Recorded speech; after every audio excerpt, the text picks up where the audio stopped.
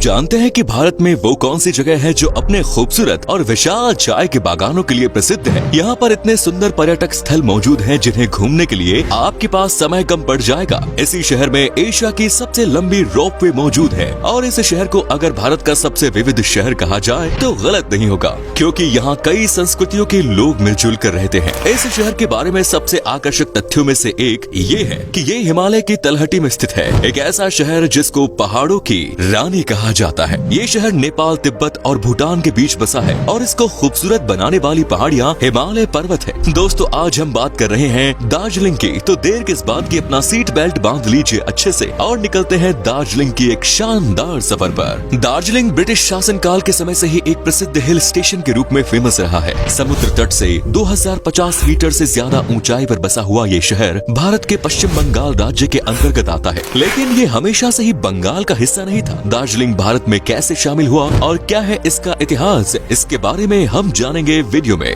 दार्जिलिंग अपने चाय के बागानों के लिए सबसे ज्यादा मशहूर है और यहाँ के चाय बागानों को देखने हर साल पर्यटक आते हैं। दार्जिलिंग जिन पहाड़ियों पर बसा हुआ है उन्हें कंचनजंगा पर्वत श्रृंखला का ही हिस्सा माना जाता है, जहाँ आपको चारों तरफ हरे भरे पेड़ नजर आएंगे। साल भर यहाँ मौसम में उतार चढ़ाव होता रहता है, इसके बावजूद यहाँ के जंगल बेहद हरे भरे हैं। दार्जिलिंग अपने फ्लोरा और फौना के लिए भी पहचाना जाता है, क्योंकि यहाँ कई ऐसे जीव जंतु, जानवर और पौधे आपको देखने को मिलेंगे जो दुनिया के अन्य किसी कोने में नहीं देखे जाते। आपको बता दें कि दार्जिलिंग दोर्जिलिंग नाम का तिब्बती शब्द से आया है। दोर्जी का मतलब वज्र और लिंग एक साथ या भूमि है, यानी वज्र का क्षेत्र या ज्यादा ऊंचाई पर स्थित होने के कारण दार्जिलिंग में वज्रपात आते रहते हैं और इसीलिए भी इसे वज्र का स्थान दिया गया है। दार्जिलिंग की कुल जनसंख्या 20 लाख के आसपास है। यहाँ पर सबसे ज्यादा हिंदू जाति के लोग रहते हैं, जो पूरे शहर में 66% है। इसके अलावा 23% बौद्ध, 5% ईसाई और 4% इस्लाम धर्म को मानने वाले भी दार्जिलिंग में रहते हैं।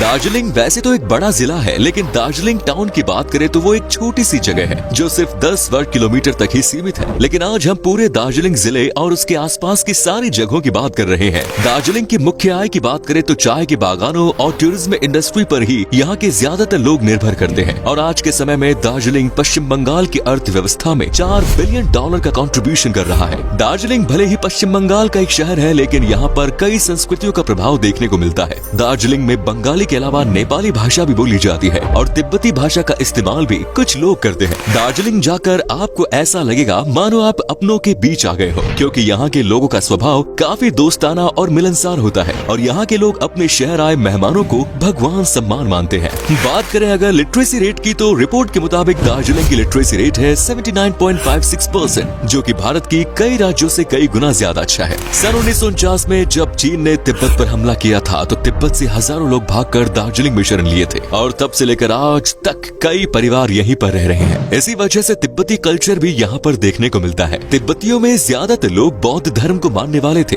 और इसीलिए आज दार्जिलिंग में कई बौद्ध मठ बने हुए हैं। साथ ही आपको बता दें कि दार्जिलिंग कुछ सालों तक सिक्किम का भी एक हिस्सा रहा है और इस वजह से सिक्किम की परंपराएं भी दार्जिलिंग के लोगों द्वारा निभाई जाती है। इन्हीं सब वजहों से दार्जिलिंग में कई प्रकार की सभ्यताएं देखने को मिलती है। दार्जिलिंग के खाने में आपको विभिन्न देशों के खाने का स्वाद मिलेगा। थुक्पा एक ऐसी तिब्बती डिश है जिसे सिर्फ दार्जिलिंग में ही नहीं पूरी नॉर्थ ईस्ट में काफी पसंद किया जाता है। ये एक चिकन नूडल सूप है जिसमें कई सब्जियां भी मिलाई जाती है। इसके अलावा चुरपी एक डिश है जिसे गाय या यॉक के दूध से तैयार किया जाता है। मोमोज और दम आलू तो यहाँ के लोगों के रोजमर्रा की डाइट का एक हिस्सा है। आपने दम आलू तो कई जगह खाए होंगे, लेकिन दार्जिलिंग के दम आलू की बात ही अलग है। सेल रोटी एक ऐसी नेपाली डिश है जिसे आप एक बार खाओगे तो खाते ही रह जाओगे। ये दार्जिलिंग में काफी लोकप्रिय है। ये मीठे चावल से बनाई जाती है। पीने की बात करें तो चांग, जिसे स्थानीय भाषा में टोंगबा भी कहते हैं, दार्जिलिंग की एक मशहूर ड्रिंक है। अगर आप नॉनवेज का शौक रखते हैं तो आपको यहाँ की मशहूर शाह पाले का आनंद जरूर लेना चाहिए। और दार्जिलिंग की चाय के चर्चे तो आपने सुने ही होंगे, जिसके बारे में हमें ज्यादा बताने की जरूरत नहीं है।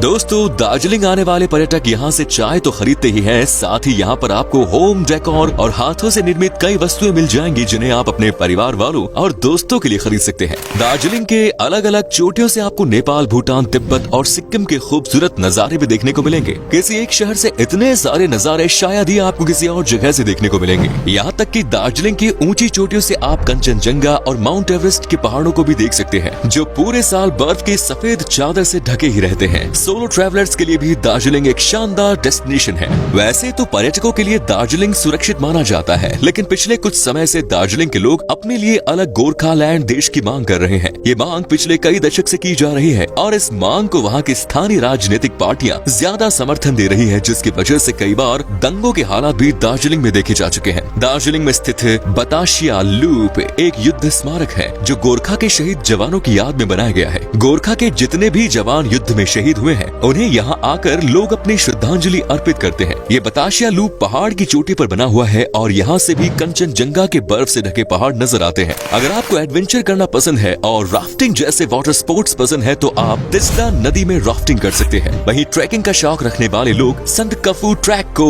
अपनी विश लिस्ट में शामिल कर सकते हैं। दूर दूर से लोग इस ट्रैक पर चढ़ाई के लिए आते हैं। सबसे ऊपर पहुंचने पर आपको कुदरत का वो नजारा देखने को मिलेगा जिसे शब्दों में बयां कर पाना मुमकिन नहीं। दार्जिलिंग के नजदीक ही एक कुर्सियांग नाम का हिल स्टेशन है जो अपनी प्राकृतिक सुंदरता के कारण धीरे धीरे पर्यटकों के बीच में लोकप्रिय हो रहा है, क्योंकि अभी तक इस हिल स्टेशन के बारे में ज्यादा लोगों को जानकारी नहीं है। इसी वजह से आपको यहाँ पर भीड़ भाड़ बहुत कम ही देखने को मिलेगी। दार्जिलिंग कई मंदिरों, चर्च और बौद्ध मठों के लिए भी प्रसिद्ध है। उनमें से जापानीज पीस पगोडा एक मुख्य आकर्षण स्थल है जिसे सफेद पत्थर से बनाया गया है। अपनी भागदौड़ भरी जिंदगी से दूर कुछ पल शांति से बिताने के लिए लोग यहाँ पर आते हैं। साथ ही दार्जिलिंग में एक महाकाल मंदिर भी श्रद्धालुओं के बीच काफी प्रसिद्ध है। ये मंदिर भगवान शिव जी को समर्पित है। मंदिर तक पहुँचने के लिए आपको 20 से 25 मिनट का रास्ता पैदल ही पार करना होगा, क्योंकि ये मंदिर ऑब्जर्वेटरी हिल पर बना हुआ है। टाइगर हिल पूरे दार्जिलिंग का सबसे फेमस टूरिस्ट स्पॉट है। ये लगभग 2800 मीटर की ऊंचाई पर स्थित है और इसे रोमांटिक माउंटेन भी कहा जाता है, क्योंकि यहाँ से सूर्योदय के बेहद ही खूबसूरत नजारे देखने को मिलते हैं। इस पहाड़ से कंचनजंगा और माउंट एवरेस्ट पर्वतमाला भी देखी जाती है। लेकिन टाइगर हिल जाने से पहले आपको अपना रजिस्ट्रेशन कराना होगा और परमिट लेना होगा।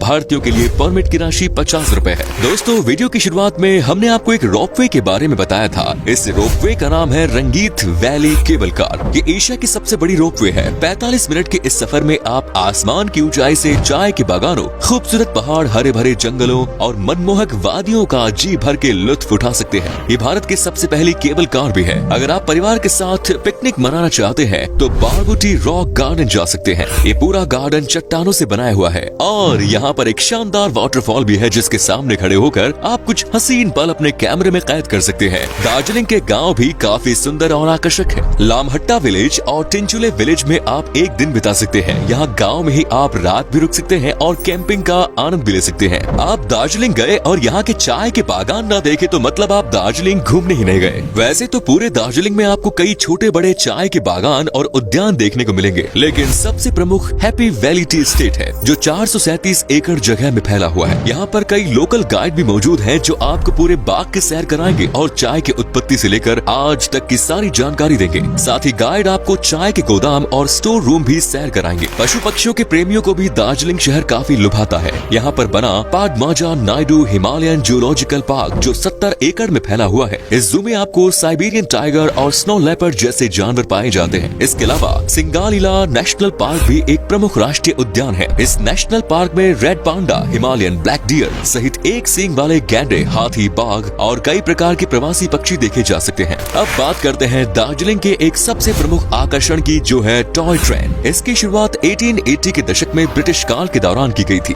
सही मायने में अगर आप दार्जिलिंग की खूबसूरती देखना चाहते हैं तो लाइफ में एक बार इस टॉय ट्रेन में सफर का आनंद जरूर लीजिए। सन 1990 से ये toy train UNESCO world heritage site में भी शामिल है। ये ट्रेन न्यू जलपाईगुड़ी से दार्जिलिंग तक का सफर 7 घंटों में तय करती है। ट्रेन की रफ्तार धीमी होने के कारण आप आराम से कुदरत के सभी नजारों का लुत्फ उठा सकते हैं। दार्जिलिंग के लोग संगीत प्रेमी होते हैं। यहाँ के लोग कई प्रकार के पारंपरिक वाद्य यंत्र बनाने में और बजाने में निपुण है। दार्जिलिंग के लोग रोसिया, जोवरे और जुआरी गानों के शौकीन होते हैं। ये यहाँ के प्रमुख लोकगीत है और यहाँ के लोग दिन भर इन गानों की धुन गुनगुनाते रहते हैं। दार्जिलिंग का असली इतिहास 19वीं शताब्दी से शुरू होता है। सन 1814 में एंग्लो नेपाल वॉर के दौरान ब्रिटिशर्स ने दार्जिलिंग की खोज की। एंग्लो नेपाल वॉर में गोरखा आर्मी की हार हुई थी और इसके बाद नेपाल और ब्रिटिशर्स के बीच सुगौले की संधि हुई, जिसमें नेपाल को अपनी कई जगह, जिनमें दार्जिलिंग में शामिल था। 1817 में ट्रीटी ऑफ तितालिया के तहत ये सिक्किम का हिस्सा बना, लेकिन 1864 में अंग्रेजों ने इसे बंगाल प्रेसिडेंसी की ग्रीष्मकालीन राजधानी घोषित कर दिया और तब से लेकर आज तक ये बंगाल और भारत का ही हिस्सा बना हुआ है। दार्जिलिंग पहुंचने के लिए आप सड़क मार्ग, रेल मार्ग या फिर हवाई मार्ग का इस्तेमाल कर सकते हैं। दार्जिलिंग के सबसे पास बागडोगरा एयरपोर्ट है। 70 किलोमीटर दूर सिलीगुड़ी में स्थित है। सिलीगुड़ी से आप प्राइवेट टैक्सी या बस के जरिए दार्जिलिंग तक पहुंच सकते हैं। ट्रेन से आने के लिए आपको न्यू जलपाईगुड़ी उतरना होगा। वहां से भी आपको आपको टैक्सी और बस दोनों की ही सुविधा मिल जाएगी। दार्जिलिंग घूमने के लिए बेस्ट समय अप्रैल से जून तक का माना जाता है। चलिए दोस्तों, अब हम आपको बताते हैं कि अगर आप अकेले हैं तो आपको दार्जिलिंग घूमने के लिए 7 से 8 दिन में लगभग 35,000 रुपए खर्च करने होंगे। तो दोस्तों, ये था बहुत ही खूबसूरत दार्जिलिंग। कैसा लगा बताइए कमेंट्स में। आप में से अगर कोई है दार्जिलिंग से तो कमेंट्स में जरूर बताइए। क्या कभी आपने विजिट किया इस शहर की? अगर की है तो अपने एक्सपीरियंस हमारे साथ शेयर जरूर करें।